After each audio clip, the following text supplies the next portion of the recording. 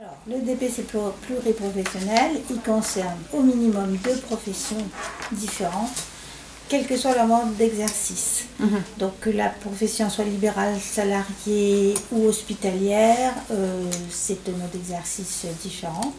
Et donc par exemple, si on prend des médecins hospitaliers plus des infirmières libérales, c'est pour moi du multiprofessionnel, de la même façon que des médecins libéraux, des infirmières libérales, des orthophonistes libéraux, plus des kinés hospitaliers. Voilà. C'est un mixte, hein, quel que soit le mode d'exercice, à condition que ce soit des professions différentes.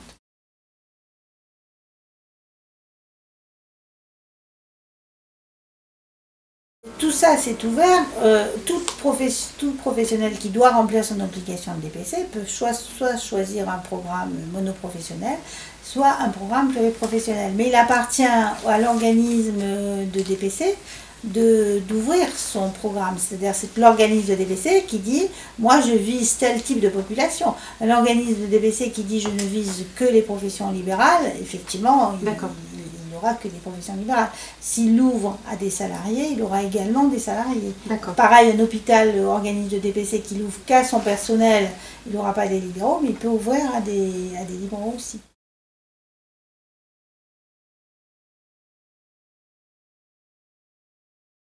Non, non, c'est pas une condition, c'est vraiment, bon, la maison pluridisciplinaire, ça paraît de fait logique, mais dans n'importe quel toutes les configurations peuvent exister. Bien sûr, puisque les liens existent. Avant les maisons pluridisciplinaires, il y a toujours eu des liens entre les médecins hospitaliers, les médecins de ville, les infirmières, puisque le malade il passe d'un endroit à un autre, et donc il faut bien qu'il y ait un lien. Donc il n'y a aucune obligation.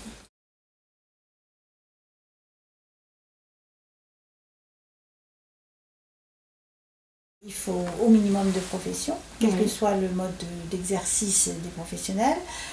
Il faut que ce programme soit présentiel ou mixte, ce qui est logique, parce que si on veut faire travailler les professionnels ensemble, il vaut mieux qu'ils se rencontrent. Que si on est dans un non présentiel, ça pourrait exister, mais disons qu'aujourd'hui, c'est pas ce qui a été choisi par le comité paritaire. Autre objectif, c'est qu'il y a un minimum de jours de présence, c'est-à-dire c'est 2 demi-journées minimum et 4 demi-journées maximum. Et puis qu'il n'y ait pas une profession qui embolise complètement le pluriprofessionnel, c'est-à-dire qu'une profession ne puisse pas représenter plus de 60% de l'effectif d'une formation pluriprofessionnelle. Alors tout ça, effectivement, ça peut paraître très encadré, mais c'est quand même nécessaire qu'il y ait cet encadrement pour justement éviter de faux programmes pluriprofessionnels.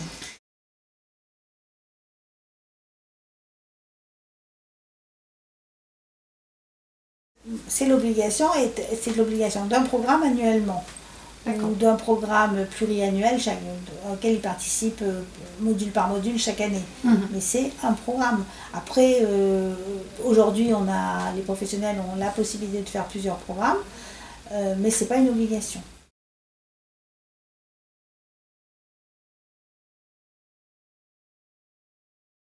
Alors, le formateur, il a été convenu qu'un formateur peut valider lors d'une première formation son DPC, à condition qu'il ait suivi toutes les étapes du programme. Pas seulement son intervention sur présentiel, il est suivi. Elle est validée une fois, c'est-à-dire qu'il ne va pas, s'il intervient une deuxième fois, il ne valide pas une deuxième fois son DPC sur le même programme. Et d'autre part, la formation de formateur est considérée aussi comme validant le DPC. Mais pareil, si vous voulez, c'est un programme qui dit hors quota et on en prend un.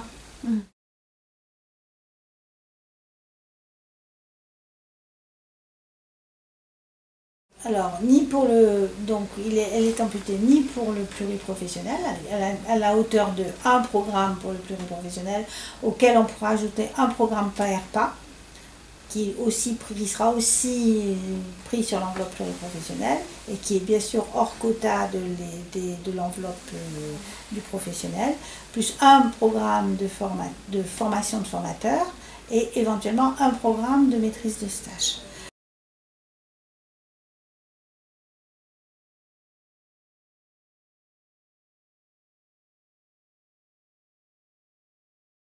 Alors, il y a deux choses, hein. Il y a l'indemnisation du professionnel, le forfait qui indemnise le professionnel. Celui-là, il était fixé par arrêté.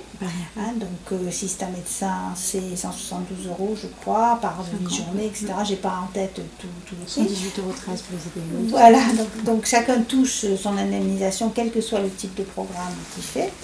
Par contre, l'organisme de DPC, lui, touche un forfait. Si c'est du pluriprofessionnel, il touchera le même forfait, quelle que soit la profession. Et si c'est du monoprofessionnel, il touche le forfait qui est lié à la profession. Et dont les méthodes de calcul sont indiquées sur notre site.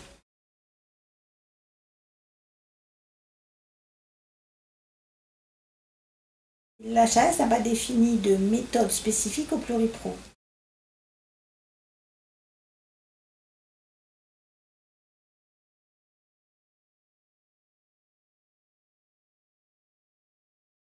Moi, je pense que déjà, mettre autour, dans une même formation, des gens qui viennent d'horizons différents, de professions différentes, qui peuvent confronter au gré d'un atelier, etc., leur pratique et comprendre la complémentarité qu'il existe entre eux, parce qu'ils ne se comprennent pas forcément. Et à partir d'exemples précis pédagogiques, ils peuvent effectivement voir tout l'intérêt qu'il y a à confronter la pratique. Donc une fois que que le mécanisme de compréhension est acquis, ben, je pense quand ils retournent dans leur exercice quotidien, ils n'ont plus la même vision de l'autre profession. Je pense qu'ils comprennent peut-être plus facilement les difficultés que chaque profession rencontre, et puis ils peuvent échanger. Mais c'est peut-être pas une seule formation qui peut entraîner ça, c'est plusieurs. Et puis par exemple, moi je reviens sur le PAERPA. Le PAERPA, ça va être quelque chose où effectivement, autour du patient âgé, prévenir le risque de perte d'autonomie, ça va être quand même quelque chose, c'est un enjeu quand même qui est assez fabuleux, de pouvoir s'allier en temps, de repérer les choses. Par exemple, le pharmacien dans son officine qui voit le patient âgé qui cumule des ordonnances complètement invraisemblables alors qu'il est en insuffisance rénale, par exemple. S'il est au sein aujourd'hui, il le constate. Alors s'il connaît bien le médecin traitant, il va appeler le médecin, mais si ça se trouve, il n'y a pas que le médecin traitant, il y a le spécialiste, il y a la demande même du patient qui va vouloir absolument son petit médicament pour ci, pour ça, etc. Donc tout ça, je veux dire, ça va créer une dynamique autour de ce patient. Et ces expériences, il faut qu'elles se... ça ne reste pas au stade de l'expérience, ça se généralise. Oui,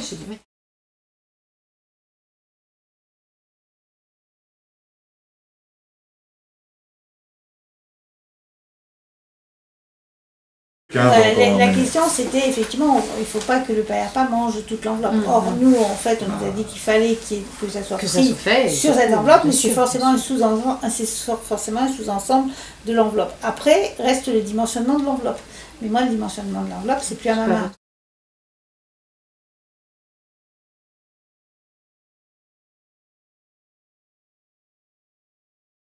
2013 était une année de démarrage avec des textes qui sont sortis avec pas mal de retard. Donc nous, notre outil, il a été retardé dans sa mise en œuvre. Compte tenu des textes. Mais les organismes ont commencé très tôt les formations, les programmes. Et en fait, on a reçu un maximum de demandes de soldes en décembre. Alors pourquoi les professionnels ont l'impression qu'ils attendent énormément leur indemnisation? Il y a un facteur contre lequel on ne peut rien et qui sera quand même un problème pour les organismes, et j'en ai discuté avec pas mal d'organismes, c'est que le DPC, il s'étale dans le temps. Avant, le professionnel, il faisait son présentiel, L'organisme, dans les 8 jours, il nous envoyait la facture, on payait donc dans les deux mois, donc finalement 2 mois après, le professionnel globalement était indemnisé. Aujourd'hui, l'organisme, il attend pour nous envoyer sa facture que toutes les étapes soient franchies. Mais dans l'esprit du médecin, du professionnel, lui, il a fini sa formation après son présentiel. Et donc, il peut se passer des fois 3-4 mois avant que l'organisme nous envoie sa facture. Et donc nous derrière, il nous faut aujourd'hui 2 mois pour payer l'organisme, et ensuite, donc ça fait déjà 6 mois, déjà 6 mois, et le temps qu'après on paye le professionnel, ça nous fait encore ce délai.